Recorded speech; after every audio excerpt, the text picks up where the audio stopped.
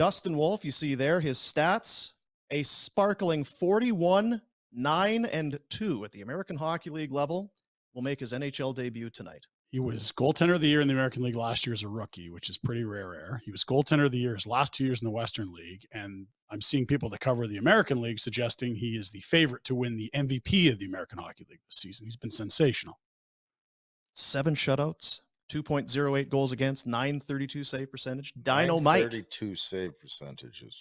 Tidy. Very tidy. Yeah, the best goalie outside the NHL, probably him. 7th round pick in 2019. And if he was 6'2", what round would he go in? And isn't it crazy to think it doesn't feel, I don't know, does it feel like this is something that's finally happened? Is this the right time? I don't know where does he feel young? Does he feel like this? No, this is the right trajectory, the right timeline for him. What's interesting is he was the same draft class as, if I'm correct, as his Team USA teammate in Florida, Spencer Knight, who went top half of the first round to Florida. That same offseason, they signed Bobrovsky, which seems like ages ago.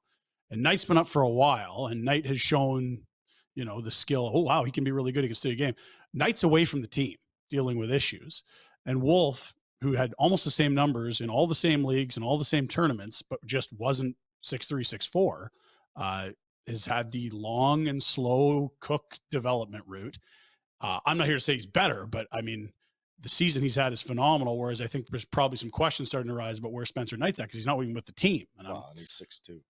And so one guy went top 15 and the other guy went last 5 picks in the draft. It's wild, isn't it? Quit bringing it up. No one cares who's tall or not.